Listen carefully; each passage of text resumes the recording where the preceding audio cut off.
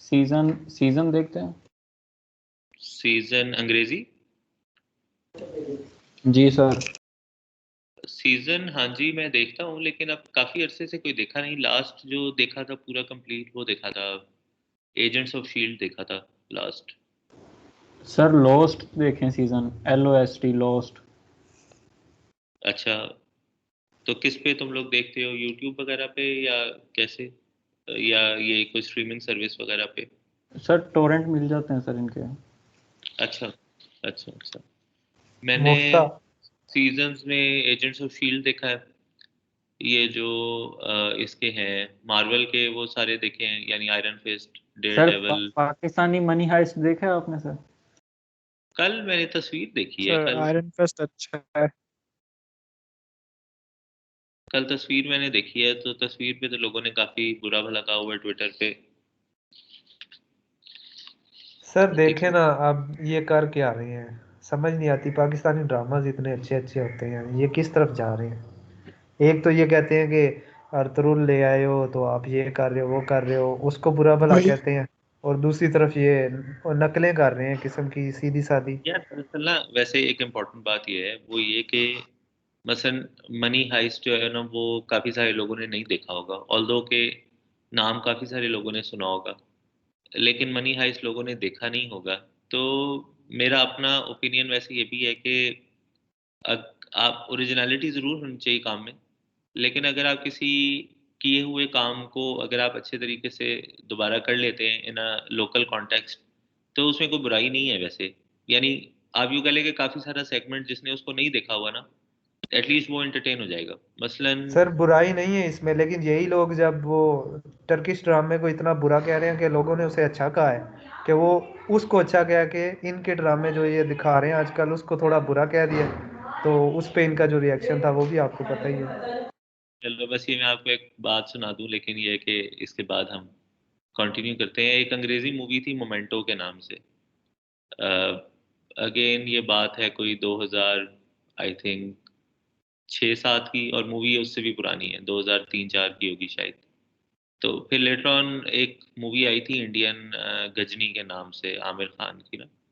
तो ये काफ़ी हिट हुई थी मूवी। जी सर, होते हैं, हालांकि ये ऐसे भी काफ़ी होते हैं, बिल्कुल होते हालांकि ये हैं। काफ़ी बेकार मूवी थी, लेकिन ये काफ़ी हिट हुई थी। मुझे तो और सर अच्छी लगी थी। सर ये तो एक हाँ, वो इटालियन जॉब का भी इन्होंने बनाया था, इंडियन वर्जन बॉलीवुड में, प्लेयर्स के नाम से। वो भी तो काफ़ी वो हिट हुई थी। मैंने ये देखी हुई थी मोमेंटो। क्योंकि मैंने मोमेंटो देखी हुई थी तो इसलिए मुझे ये काफ़ी बेकार लगी, जो ये आमिर खान वाली मूवी थी। लेकिन ऑन द कॉन्ट्री ये काफ़ी लोगों को पसंद आई। अब ये वही बात है कि जिन लोगों ने मनी हाइस्ट देखा हुआ है ना, वो शायद कहेंगे कि यार आप ये क्या काम कर रहे हैं, लेकिन जिन लोगों ने नहीं देखा हुआ, आई थिंक वो उसकी कॉपी को भी इंजॉय करेंगे। तो बहरहाल, ऑल थिंग्स असाइड, चलें जनाब, गपशप कल भी हमने गपशप में टाइम गुजारा, तो आज हम पढ़ाई करते हैं। थोड़ा गपशप में हम इसलिए टाइम गुजार लेते हैं क्योंकि दूसरा सेक्शन जो है ना वो रिलेटिवली थोड़ा स्लो जा रहा है, तो हम चाहते हैं कि हम आपको उनके साथ साथ ले जाएं। लेकिन आई थिंक कि हम अपनी पेस थोड़ा सा स्लो कर लेंगे। उनको मैंने कहा है डॉक्टर फारूक को कि वो थोड़ा तेज़ कर लें, ताकि हम एक आध हफ्ते में बराबर पहुंच जाएं, क्योंकि आगे मिड्स आने हैं समवेयर इन नवंबर। तो हम यही कोशिश करेंगे कि दोनों सेक्शन का एक ही मिड हो, मतलब एक ही एग्ज़ाम हो दोनों सेक्शन का। उसमें हम इस तरह से करेंगे कि कुछ पार्ट मैं बनाऊंगा, कुछ पार्ट डॉक्टर फारूक बनाएंगे। जनरली हम इसी तरह करते हैं, फाइनल में भी ऐसा ही होगा। तो उससे जो है वो थोड़ी आसानी रह जाती है हमें पेपर मेकिंग में भी, और थोड़ा वो उसमें भी पेपर चेकिंग तो खैर हम अपनी अपनी करते हैं, लेकिन थोड़ा कंटेंट डेवलप करने में ना हमें आसानी रह जाती है। तो बहरहाल, अभी तक हम अगर थोड़ा रिकैप करें कि हमने क्या क्या पढ़ा है, तो हमने ई फील्ड्स के बारे में पढ़ा है, ठीक है। सर और जी बेटा। सर मिड से रिलेटेड एक क्वेश्चन है सर। जी बेटा, बोलें। सर जैसे लास्ट सेमेस्टर हमारी कोई स्पेशल अरेंजमेंट्स इन्होंने करवाई थी यूनिवर्सिटी वालों ने, तो सर मिड में भी ऐसे होगा या बस मिड इजी होंगे?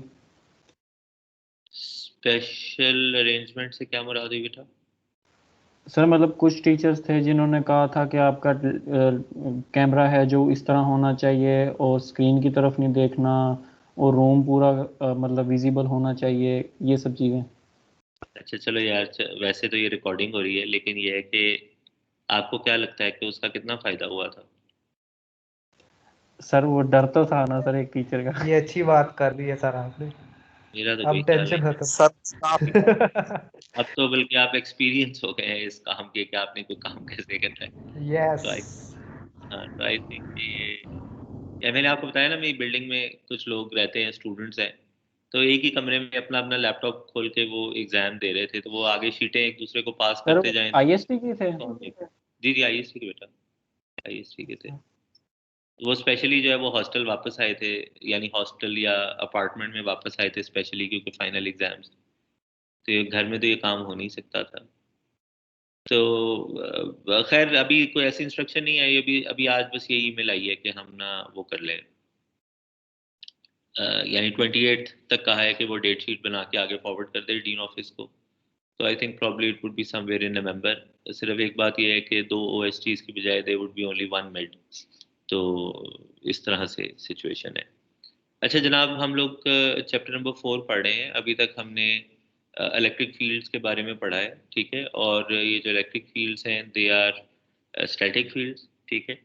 इलेक्ट्रिक फील्ड को डिटरमिन करने के लिए हम कूलम्स लॉ जो है that is the basic principle जिसको हम इस्तेमाल करते हैं। और Coulomb's law generally directly electric field को तो डिफाइन नहीं करता, लेकिन कूलम्स लॉ हमें ये कहता है कि if there are two charges, तो between those two charges there is a force of attraction or a force of repulsion depending upon the polarity of the charges, and that force is directly proportional to the product magnitude of both charges and inversely proportional to the square of the distance between these charges। ठीक हो गया। And जो force है that is directed towards, यानी from charge number 1 to charge number 2 या charge number 2 से 1, जो vector direction है that is along this distance vector जो कि that exist between these two charges Q1 and Q2। so whatever is the line joining between these two charges, the force is directed either in this or this direction। ठीक हो गया। तो ये हमें force के बारे में बताता है।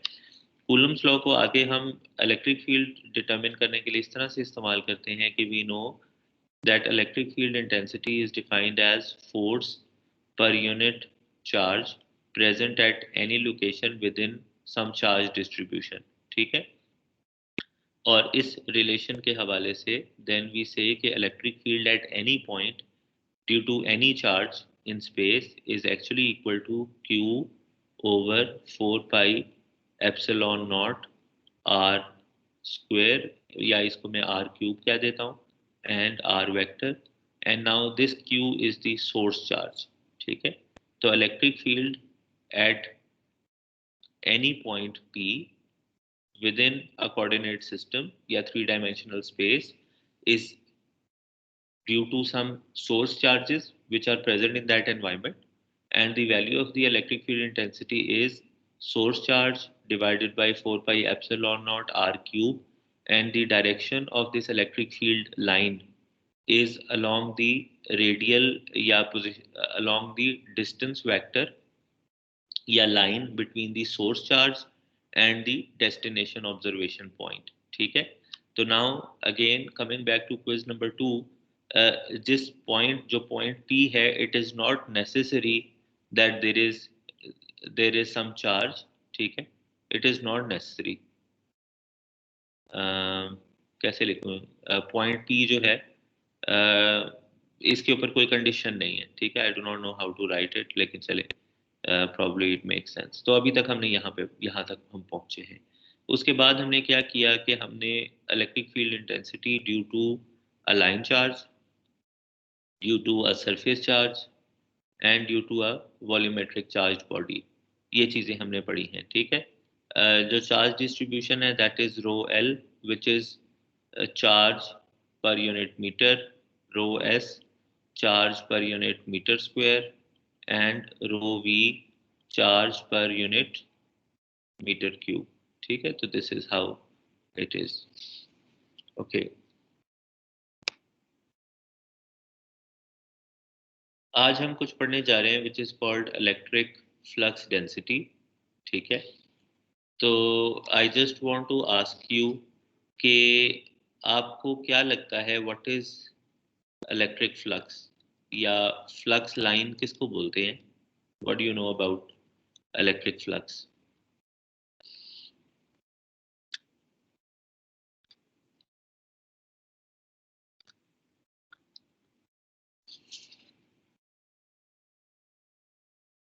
आपने अभी तक एक चीज़ पढ़ी है which is called net outward flux या टोटल आउटवर्ड फ्लक्स, वो ये है। Say for example this is some field move कर रही है, and this is some surface जिसका सरफेस एरिया जो है इस सरफेस का that is D S.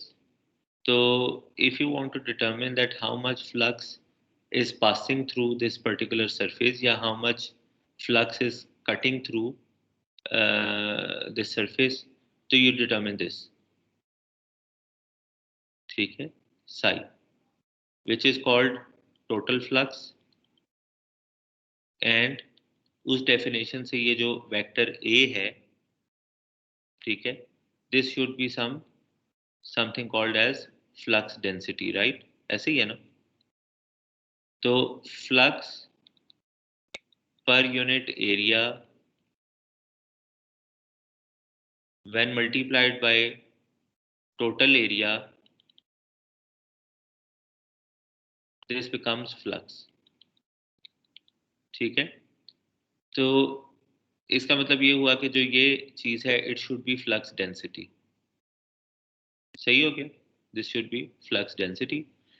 And what happens is that जो फ्लक्स है इसका मतलब एक्चुअली क्या है, मुझे कोई बताएगा कि फ्लक्स लाइंस हम किसको कहते हैं?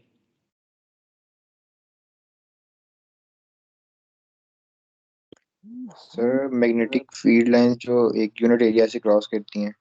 ठीक है, तो जो हमारी एक्चुअली जो इलेक्ट्रिक फील्ड होती है या मैग्नेटिक फील्ड होती है ये जनरली हमें नज़र नहीं आती, ठीक है, लेकिन from experimentation we know that this field is a vector quantity, so it travels in the form of some lines या waves, ठीक हो गया ना? तो the number of जो ये line है, this is an hypothetical thing which represents the electric field line, ठीक है। तो the line of electric field that is called a flux line, ठीक है। अब किसी भी जगह पे इलेक्ट्रिक फील्ड की इंटेंसिटी कितनी है दैट इज डिटरमिन्ड बाय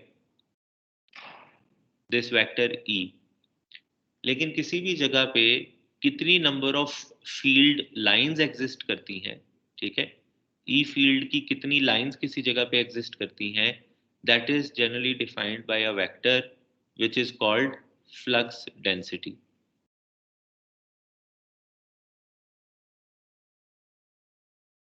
ठीक है, और इसको हम कहते हैं डी, सही है। And this is flux per unit area या number of lines of force passing through a particular area, ठीक है। तो if you want to determine total number of force, if you want to determine total number of field lines, तो not the total number of force, if you want to determine total number of field lines, so you have to determine the total flux which is psi. So this is flux, this is intensity, and this is flux density, ठीक है।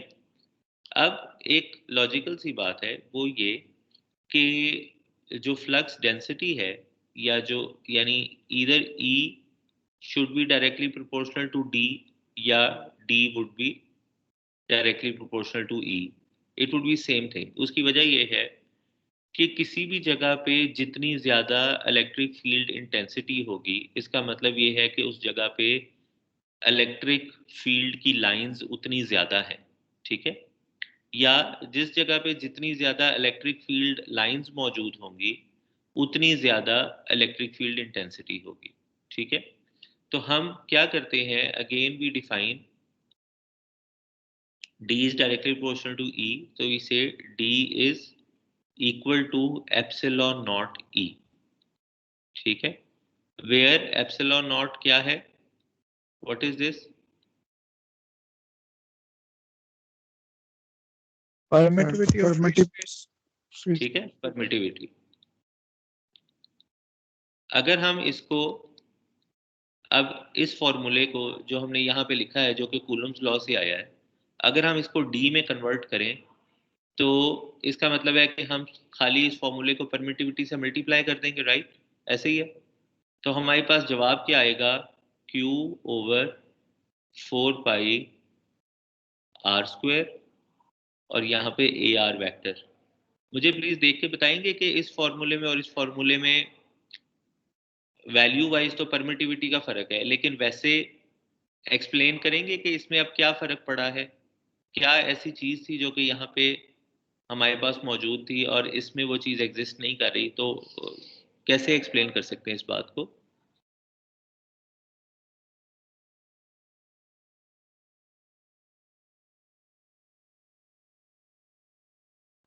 Sir इसमें charge density थी और इसमें charge था। नहीं वो तो चले, यानी ये जो चार्ज डेंसिटी है इसको तो आप लिख सकते हैं ना, रो एल डी एल। ठीक है, ये यानी इसमें this is not a difference, ये रो एल डी एल का जो इंटीग्रल है दैट इज चार्ज, ये तो कोई इशू नहीं है। देखिए इन दोनों बातों में फर्क क्या पड़ा, इन दोनों बातों में ये फर्क पड़ा, किसी भी जगह पे जो number of lines of field है या number of lines of force जिनको हम फ्लक्स लाइंस कहते हैं, ठीक है, they are independent of the medium. ठीक है, क्या आगे जाके हम ये देखेंगे कि जो कि यहाँ पे भी लिखा हुआ है कि one line of electric flux emanates from 1 coulomb charge and terminates on -1 coulomb charge.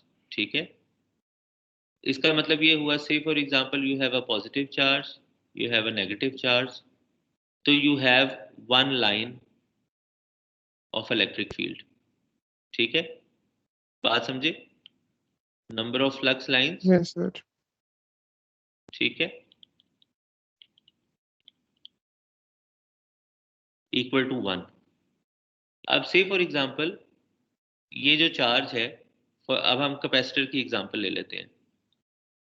ये कैपेसिटर की एक प्लेट है जो कि पॉजिटिव चार्ज है, नेगेटिव चार्ज है। फॉर एग्जांपल इसके ऊपर 3 पॉजिटिव चार्जेस हैं और इसके ऊपर 3 नेगेटिव चार्जेस हैं। ठीक है, इलेक्ट्रिक फील्ड इंटेंसिटी की एक लाइन, 2 लाइन और 3 लाइन, राइट? ठीक हो गया ना? Yes sir. तो टोटल फ्लक्स कितना हुआ, 3 लाइंस, सही हो गया। लेकिन यस सर। यहाँ पे दरमियान में इलेक्ट्रिक फील्ड की इंटेंसिटी क्या होगी, कैसे डिटरमिन करेंगे? क्या फॉर्मूला है हमारे पास? अज्यूम करें कि इन्फिनिट है, तो क्या फॉर्मूला है हमारे पास? Rho S over epsilon not या 2 टाइम्स एप्सिलॉन नॉट, यही है ना फॉर्मूला? Yes sir. ठीक है, अब देखें जो परमिटिविटी ऑफ द मटेरियल है, इसका मतलब ये हुआ कि नंबर ऑफ लाइंस हमेशा 3 रहेंगी क्योंकि 3 चार्जेस हैं इधर और 3 चार्जेस हैं इधर। ठीक हो गया। लेकिन जो इलेक्ट्रिक फील्ड की जो इंटेंसिटी है वो फिर भी वेरी करेगी। क्यों वेरी करेगी? Because it will depend on के दरमियान में जो मीडियम है, यहाँ पे जो इनके दरमियान में जो मीडियम है उसकी क्या परमिटिविटी है।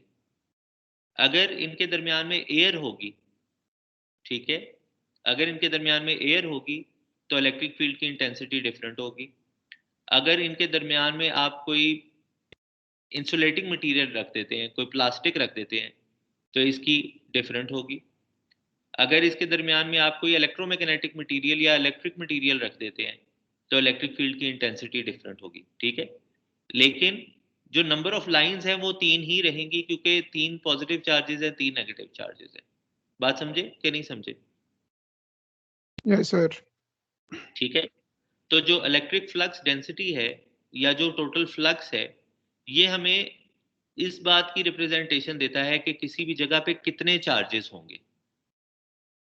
ठीक है, किसी भी जगह पे कितने चार्जेस होंगे, क्योंकि जितने चार्जेस होंगे उतनी ज्यादा फ्लक्स लाइंस होंगी। ठीक है, लेकिन जो इलेक्ट्रिक फील्ड इंटेंसिटी है वो अगर सेम नंबर ऑफ चार्जेस हो, for example 3 in this case, तो इलेक्ट्रिक फील्ड इंटेंसिटी उस जगह पे ज़्यादा भी हो सकती है, कम भी हो सकती है, डिपेंडिंग अपॉन कि वहाँ पे जो एनवायरनमेंट है वहाँ पे किस तरह का मटेरियल है, जो चार्जेस हैं वो किस तरह के मटेरियल में पड़े हुए हैं, क्या वो इलेक्ट्रिक फील्ड फ्रेंडली मटेरियल में पड़े हुए हैं या electric field non friendly material में पड़े हुए हैं, ठीक है। और अगेन इफ यू रिमेंबर, जो कैपेसिटेंस है उसका फॉर्मूला आपके पास क्या होता है, एप्सिलॉन ए ओवर डी, ठीक है। जितनी ज्यादा हाई परमिटिविटी होती है, एप्सिलॉन नॉट नहीं होता है, एप्सिलॉन होता है, जितनी ज्यादा हाई परमिटिविटी होती है उतनी ज्यादा कैपेसिटेंस होती है, ठीक है। जितनी कम परमिटिविटी होती है उतनी कम कैपेसिटेंस होती है, ठीक है। ये आगे जाके मजीद तफसील से आएगा, लेकिन इलेक्ट्रिक फ्लक्स डेंसिटी डिफाइन करने का हमें फ़ायदा ये होता है, जिसको इलेक्ट्रिकल डिस्प्लेसमेंट भी कहते हैं। इसका फ़ायदा हमें ये होता है कि वी गेट टू नो कि how many charges are there available in some particular area, और इससे हमें ये भी पता चल जाता है कि how many number of field lines exist. जो इलेक्ट्रिक फील्ड इंटेंसिटी है वो later on permittivity of the medium के ऊपर डिपेंड करती है, ठीक है, जो कि यहाँ पे हमें नजर आ रहा है, ठीक है। तो अब आप ये देखिए कि अगर आप यहाँ से जो ये वाला फॉर्मूला है इसके जरिए से अगर आप E को डिटरमिन करने की कोशिश करें, तो again E is D over D divided by epsilon naught. तो इफ देर आर 3 लाइंस, तो electric field intensity can be 3 something newton metre, जो भी इसका यूनिट है, या volume volt per metre, depending upon if this permittivity value is 1। If this permittivity value is high, तो electric field intensity जो है वो डिफरेंट होगी, अगर इसकी वैल्यू लो है तो इलेक्ट्रिक फील्ड इंटेंसिटी डिफरेंट हो जाएगी, ठीक है। तो मैथमेटिक्स वाइज तो लॉजिक मैंने आपको बता दी कि डी जब हम डिटरमिन कर रहे हैं तो it is more representation of charges, कि वहाँ पे कितने चार्जेस एग्जिस्ट कर रहे हैं। Higher the value of D, more are the number of charges over there, ठीक है। तो लेकिन मैथमेटिकली हम क्या कर रहे हैं कि हम इलेक्ट्रिक फील्ड के सारे एक्सप्रेशंस को एप्सिलॉन नॉट से मल्टीप्लाई कर रहे हैं, तो this is what we get out of it. So now if you look at it, so this is D for a surface charge, this is E for a infinite line charge। अगर आप D calculate कर रहे हैं तो उसमें से epsilon not cut जाएगा, तो this is the expression of D। And for surface charge it is this, for volumetric charge this is this, और जो पॉइंट चार्ज है उसके लिए हमने ऑलरेडी पीछे डिटरमिन कर लिया है, ठीक है। तो E is dependent on the medium, whereas D is the function of charge and position and is the independent of medium, ठीक है जी। प्लीज इस एग्जांपल को देखिए और मुझे बताइए कि इसमें क्या करना है।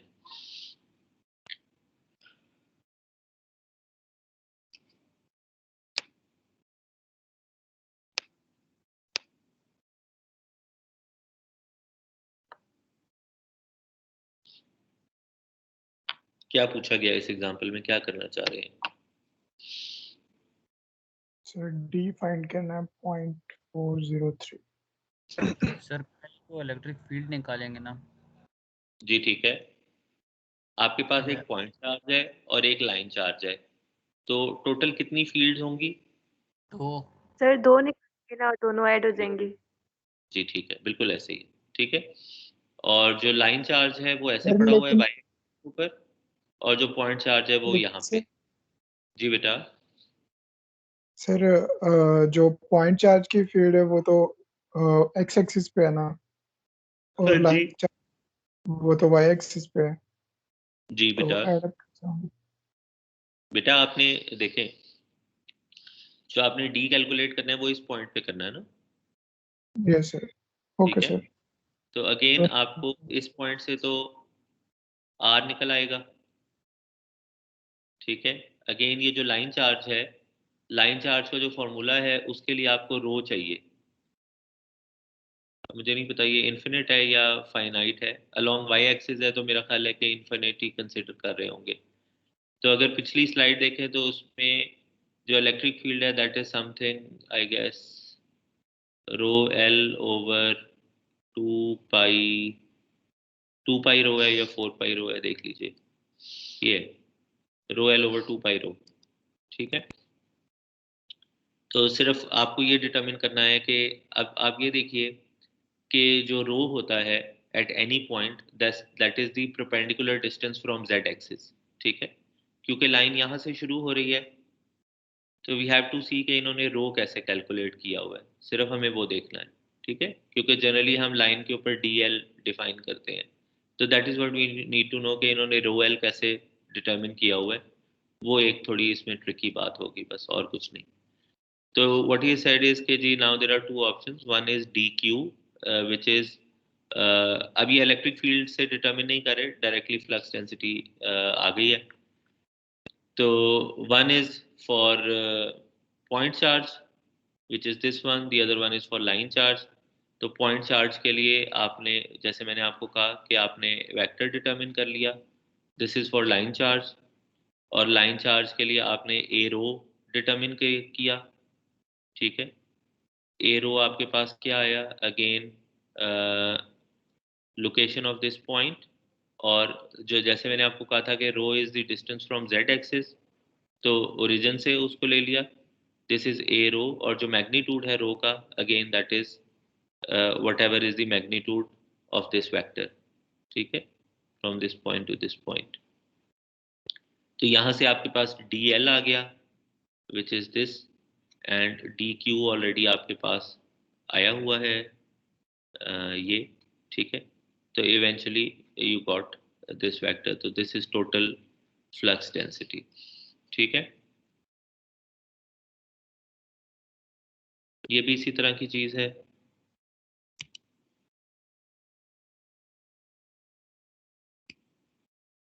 ओके, अगली चीज क्या है, काफी मजेदार चीज है। Now similar to Coulomb's law we have another law which is called Gauss's law, and जो गॉसेस लॉ है ये भी हमें इलेक्ट्रिक फील्ड इंटेंसिटी डिटरमिन करने के लिए हेल्प करता है, ठीक है। लेकिन ये कूलम्स लॉ के निस्बत थोड़ा आसान है इसको अप्लाई करना, और लेकिन एक इम्पॉर्टेंट बात यह है कि जो गॉसेस कूलम्स लॉ हर किस्म की एप्लीकेशन के ऊपर अप्लाई हो सकता है। जैसे हमने प्रीवियसली भी कहा था कि it can be applied to any situation, the only thing that you require in order to apply Coulomb's law is that you need to know the KNOW, the locations, ठीक है। आपको सिर्फ लोकेशंस का पता होना चाहिए और जो वैल्यू ऑफ चार्ज है इसका आपको पता होना चाहिए, ठीक है। तो any situation Coulomb's law can be applied. जो गॉसेस लॉ है दिस इज इजियर, लेकिन it is a special case, और जो रिक्वायरमेंट है in order to apply Gauss's law वो ये है कि जो चार्ज डिस्ट्रीब्यूशन जो है वो यूनिफॉर्म होनी चाहिए, और जो सरफेस है, जो शेप है जिसकी वजह से हम इलेक्ट्रिक फील्ड को स्टडी कर रहे हैं, दैट शुड बी सिमेट्रिक, ठीक है। तो जो शेप है वो सिमेट्रिक होनी चाहिए और चार्ज डिस्ट्रीब्यूशन जो है वो यूनिफॉर्म होनी चाहिए। तो इसका मतलब ये हुआ कि if it is a linear charge तो it should be long enough कि मतलब अगर हम इलेक्ट्रिक फील्ड इंटेंसिटी यहाँ पे डिटरमिन कर रहे हैं बिकॉज ऑफ दिस वन, तो अब इसके रेफरेंस से this is non symmetric, there is very small portion over here but there is very large portion on this side, ठीक है। तो symmetric would be if it is something like this, ठीक है। तो सरफेस चार्ज, वॉल्यूमेट्रिक चार्ज, तो ये सारी की सारी हमारे पास सिमेट्रिक शेप्स हैं, ठीक है। आगे जाके हमें कुछ नॉन सिमेट्रिक भी शायद नजर आ जाए। कूलम्स लॉ हमें गॉसेस लॉ कहता क्या है, गॉसेस लॉ की एक सर्टेन डेफिनेशन है। जो कि बहुत आसान है, ये आपको जुबानी याद होनी चाहिए सारी जिंदगी के लिए बेशक। Gauss's law states that flux या नेट आउटवर्ड फ्लक्स, ठीक है, यानी total net flux is equal to charge enclosed. अब if you remember I told you कि जो फ्लक्स डेंसिटी है या जो नंबर ऑफ लाइंस हैं वो हमें इस बात की इंडिकेशन दे रही होती हैं कि इस जगह पे कितने चार्जेस हैं, क्योंकि फ्लक्स लाइन की डेफिनेशन ये है कि एक फ्लक्स लाइन वो 1 कूलम चार्ज से निकलेगी और 1 कूलम चार्ज पे टर्मिनेट हो जाएगी, ठीक है। तो दे वुड बी, तो मोर number of charges more number of flux lines, ठीक है। तो जो गॉसेस लॉ है वो इसी बात को एक दूसरे मेथड में करता है कि टोटल चार्ज placed या enclosed at any point tells us that how much net outward flux is coming out of that body. For example, there is a body and it has 1 coulomb charge positive and -8 coulomb negative, ठीक है, और जो कि इस body में enclosed है दोनों charges, ठीक है। तो टोटल नेट चार्ज इसके अंदर कितना हुआ, this is plus and this is minus, तो टोटल कितना हुआ चार्ज, -7 कूलम, ठीक है। और जो फ्लक्स हुआ उसकी वैल्यू क्या हुई, -7। तो अब आप मुझे ये बताइए कि ये आउटवर्ड फ्लक्स हुआ या इनवर्ड फ्लक्स हुआ, इनवर्ड। इनवर्ड, ठीक है। तो ये जो आउटवर्ड फ्लक्स है, जो फ्लक्स है इसकी एक और डेफिनेशन हमने पीछे क्या पढ़ी है कि फ्लक्स किससे रिप्रेजेंट होता है,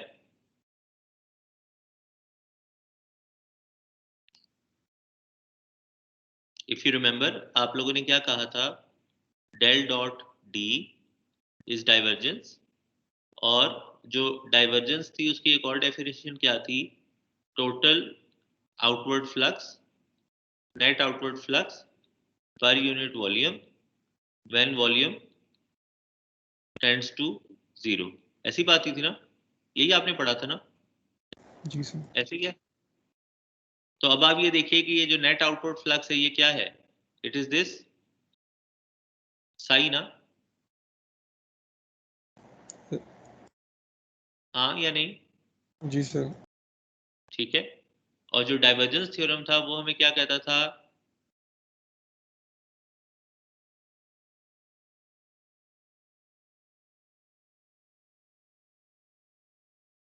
इस सारे को आपने पढ़ना है ताकि आपका ये रिकैप हो जाए, ठीक है। डाइवर्जेंस थ्योरम हमें ये कहता था, इफ यू रिमेंबर ऐसी बात ही है, ठीक है। तो नाउ दिस इज फ्लक्स, तो now flux is the representation of divergence. तो अब हमें ये पता चल जाएगा, if we have the value of flux, तो हमें ये पता चल जाएगा कि क्या फील्ड यहाँ से बाहर जा रही है या अंदर आ रही है, ठीक है। जिससे मैंने आपसे पूछा कि इज इट आउटवर्ड फ्लक्स या इनवर्ड फ्लक्स, तो आपने कहा based on the negative value this is inward. तो इसका मतलब है कि इसकी इस बॉडी की जो डाइवर्जेंस होगी वो नेगेटिव होगी, ठीक है। तो दोबारा से इसको सीक्वेंस में पढ़ते हैं ताकि आपको बात सारी समझ लग जाए। तो to start with, Gauss's law is one of the fundamental laws of electromagnetics. जो गॉसेस लॉ है, it states that total electric flux which is psi passing through any closed surface which is ds closed surface, ठीक है, is equal to the total charge enclosed by that surface, ठीक है। और इसका मतलब actually volume होता है, ठीक है। तो क्लोज्ड सरफेस का मतलब कि दे आर मेनी सरफेसेस लेकिन all of them they are joined together to form the closed body, ठीक है। तो गॉसेस लॉ स्टेट्स दैट, और ये उसकी मैथमेटिकल डेफिनेशन है। तो flux is equal to charge enclosed, जो फ्लक्स है हमारे पास that is D dot ds, जो कि अभी हमने पीछे देखा। जो टोटल चार्ज इनक्लोज्ड है हमारे पास, that is rho v dv। ठीक है, ऐसे ही है ना, क्योंकि हम क्लोज सरफेस की बात कर रहे हैं तो there is a volumetric body, तो total charge enclosed is rho v dv। अगर हम q की इस वैल्यू को यहाँ पे सब्स्टिट्यूट करें और फ्लक्स की इस वैल्यू को यहाँ पे सब्स्टिट्यूट करें तो वी गेट दिस,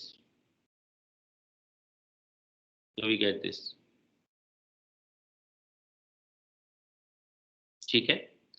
अब आप ये देखिए कि सर डाइवर्जेंस, ये जी बताइए। इनकी स्टेटमेंट में लिखा हुआ है कि the total electric flux through any close surface, मतलब ये emerging out of any close surface नहीं है। इसका मतलब कि अगर कोई सरफेस के अंदर चार्ज नहीं है लेकिन उसके थ्रू फ्लक्स लाइंस जा रही हैं तो जी सर जी उसके अंदर चार्ज नहीं होगा ना? जी जी, बिल्कुल ऐसे ही है। देखें, इसका मतलब आप इसको यूं ले, व्हाट इज सेइंग इज के गॉसेस लॉ ये कहता है कि जो टोटल फ्लक्स है ना through any closed surface is equal to the total charge enclosed. मैं ये बात पूरी कर लूं तो आपका जवाब यानी आसानी से थोड़ा मिल जाएगा। ठीक है, अभी आप इस पॉइंट को बिल्कुल एक सेकंड के लिए होल्ड कर लें। इस ये यहाँ तक चीज आपको समझ लग गई कि how did we reach to this point? जी सर। ठीक है, अब हमारे पास एक और रिलेशन है जो कि डाइवर्जेंस थ्योरम का रिलेशन है, ठीक है, which is equal to this. ठीक है, ऐसी बात ही है ना? जी सर। ठीक है, अगर आप इसको 1 और 2 को अगर आप कंपेयर करें आपस में तो यू गेट दिस।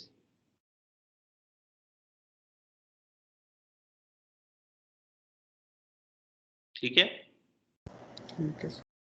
समझ लग गई?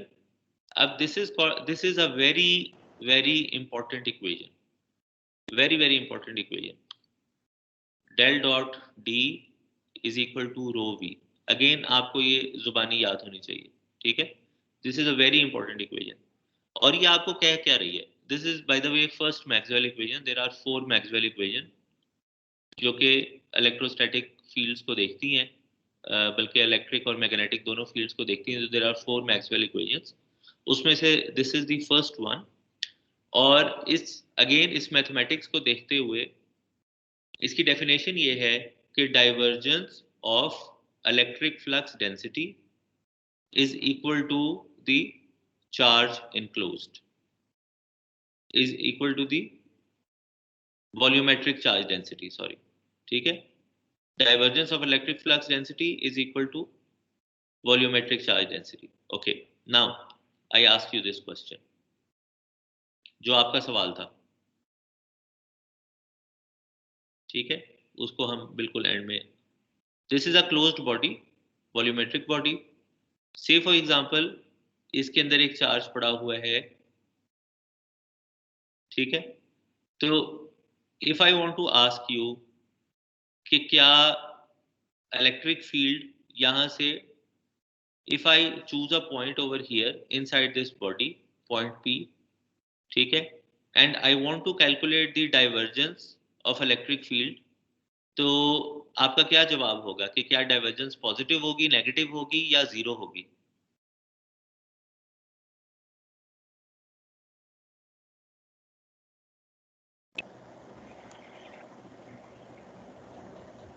सर स्क्रीन में डिले है आपकी, मतलब वो बाद में नजर आ रहा है काफी। कोई बात, अभी आपको ये क्यूब नजर आ गया नीचे वाला?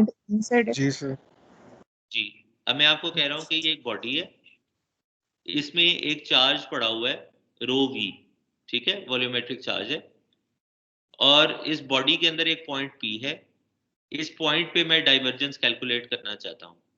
नाउ यूजिंग दिस रिलेशन जो लेफ्ट साइड पे लिखा गया है, I want to ask you कि क्या डाइवर्जेंस पॉजिटिव है, नेगेटिव है या जीरो है? कैसे पता चलेगा?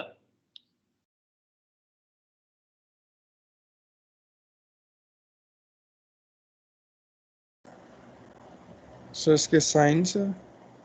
ठीक है, इफ अगर रो वी की वैल्यू पॉजिटिव है, यानी जिसका मतलब ये हुआ कि इसके अंदर पॉजिटिव चार्ज है, तो डाइवर्जेंस क्या होगी? Positive outward. ठीक है, आउटवर्ड, वेरी गुड। अगर इसमें नेगेटिव चार्ज है तो क्या होगा? इनवर्ड। इनवर्ड। अगर इसमें कोई चार्ज नहीं है तो क्या होगा? डाइवर्जेंस जीरो होगी सर। ठीक है, और Will divergence pass zero through का क्या करेगा। मतलब होता है? डाइवर्जेंस pass जीरो का क्या मतलब होता है? No charge. ठीक है, दो मतलब है, या तो ये कि उसमें कोई चार्ज नहीं है, और या फिर ये कि फील्ड बस पास थ्रू कर रही है। सही सर। ठीक है, जो आपने अभी सवाल पूछा था कि गॉसेस लॉ हमें ये कहता है कि flux through any closed surface is equal to the total charge enclosed. तो क्या अगर कहीं पे कोई चार्ज मौजूद नहीं है तो क्या वहां पे फ्लक्स एग्जिस्ट करेगा? ठीक है, तो उसका जवाब ये है कि अगर कोई चार्ज वहां पे मौजूद नहीं है तो फ्लक्स एग्जिस्ट नहीं करना चाहिए। लेकिन अगर फ्लक्स एग्जिस्ट कर रहा है और फ्लक्स की वैल्यू जीरो है तो इसका मतलब ये हुआ कि जितने पॉजिटिव चार्जेस हैं उतने ही नेगेटिव चार्जेस हैं, और नेट चार्ज जो है वो जीरो है। ठीक है, ठीक है सर। सर लेकिन फ्लक्स तो हम सिर्फ ये डिटरमाइन करते हैं ना कि उसमें से फ्लक्स लाइंस मतलब बाहर निकल रही हैं। तो अगर उसमें चार्ज नहीं है तो उसमें जितनी बाहर निकल रही हैं उतनी मतलब जा रही हैं, तो मतलब जीरो हो जाता है उसका नेट। नहीं, अगर चार्ज नहीं है तो उसमें से कोई लाइन नहीं निकल रही। सर अगर सराउंडिंग बॉडी में से अगर कोई मतलब जो फ्लक्स जनरेट कर रहा है उसकी लाइंस अगर इसमें से पास हो जाएं तो फिर तो हम नहीं कह सकते कि इसके अंदर चार्ज है या नहीं नहीं। नहीं, ठीक है, वो बस उसको कट थ्रू कर रही होंगी ना, वो सिर्फ उसमें से पासिंग फ्लक्स है, that is not net outward flux. ठीक ठीक है, है सर, ठीक है ठीक। ठीक है, और वो अगर वो फ्लक्स उसमें से पास कर भी रहा है तो उस पॉइंट पे जो डाइवर्जेंस होगी वो स्टिल जीरो होगी, क्योंकि बस वो उसमें स्ट्रेट पास कर रहा है। जितनी लाइंस एंटर जी हो रही हैं सर। उतनी बाहर निकल रही हैं। ठीक है, अब ये जो मैक्सवेल इक्वेशन है ये काफी इंपॉर्टेंट है, जो कि आपको एक फंडामेंटल प्रिंसिपल बताती है। वो आपको ये कहती है, अब ये जो बॉडी है इसको बिल्कुल श्रिंक कर लें, छोटा सा, से फॉर एग्जांपल इसमें सिर्फ एक चार्ज है, ठीक है, पॉजिटिव। तो अब आप ये देखिए कि ये इक्वेशन हमें ये बताती है कि इलेक्ट्रिक फील्ड लाइन हमेशा पॉजिटिव चार्ज से बाहर निकलेगी, क्योंकि रो वी की अगर वैल्यू पॉजिटिव होगी तो डाइवर्जेंस पॉजिटिव होगी। ठीक है, और इलेक्ट्रिक फील्ड लाइन हमेशा नेगेटिव चार्ज के अंदर आके कन्वर्ज करेगी। ठीक है, तो first Maxwell equation it tells us कि इलेक्ट्रिक फील्ड लाइन या electric flux line will always diverge from a positive charge and it will always converge at a negative charge। ठीक है, इलेक्ट्रिक फील्ड लाइन हमेशा positive charge से शुरू होगी और negative charge के ऊपर आके टर्मिनेट होगी। This is what first Maxwell equation tells us, जो कि आपके सामने लिखी हुई है। ठीक है, तो आज के लिए बस इतना ही। कल हम इसको आगे कंटिन्यू करेंगे गॉसेस लॉ को, यानी जब अगली दफा मिलेंगे तो गॉसेस लॉ को अप्लाई करेंगे इन डिफरेंट सिनेरियोज, और हम देखेंगे कि हम इससे इलेक्ट्रिक फील्ड इंटेंसिटी की वैल्यू को कैसे डिटरमिन कर सकते हैं। तो अगर आपका कोई सवाल है तो प्लीज़ मुझे बता दीजिए, लेकिन please please please please please आप लोगों ने बुक को पढ़ के आना है। जितना अभी तक हमने यहाँ पे पढ़ लिया है ये सारा आपने कवर करके आना है। ठीक है, एक्सक्यूज मी सर। जी बेटा। सर काइंडली आप स्लाइड्स अपलोड कर दिया करें, जब हम बुक्स से कोऑर्डिनेट करते हैं ना तो हमें हेल्प हो जाती है कि कौन कौन से टॉपिक्स हमने पढ़ लिए हैं, तो सर वो कोऑर्डिनेशन में हेल्प हो जाती है। ठीक है बेटा, मैं कर दूंगा थैंक यू सर। स्लाइड कर दूंगा। ठीक है, तो आपने पढ़ के आना है लाजमी। आपके पास एक दिन है दरमियान में, तो आपने लाजमी पढ़ के आना है। ठीक है, ठीक है सर। चले, ओके बेटा। Yes sir. अल्लाह हाफिज़। अल्लाह हाफिज।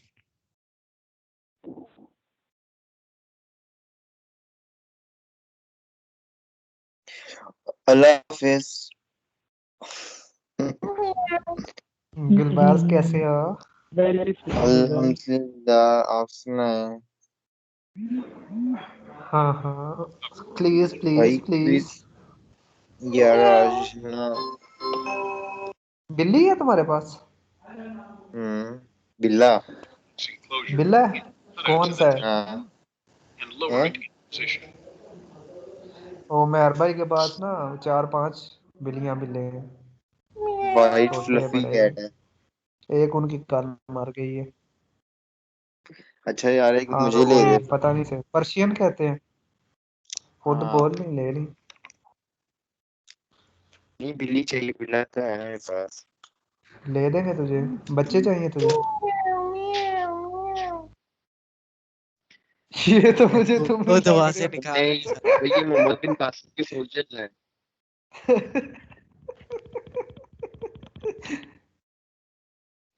नहीं वाकई अगर बिल्ला है तो बिल्ली मिल जाएगी, कोई टेंशन नहीं। यार बिल्ले मैंने भी 2 हैं। किटन लाए थे।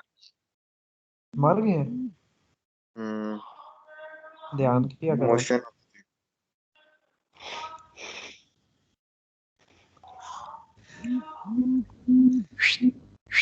कौन सी है पिक्चर तो भेजो मुझे, तुम्हारे उमर भाई से रब्ता करने में।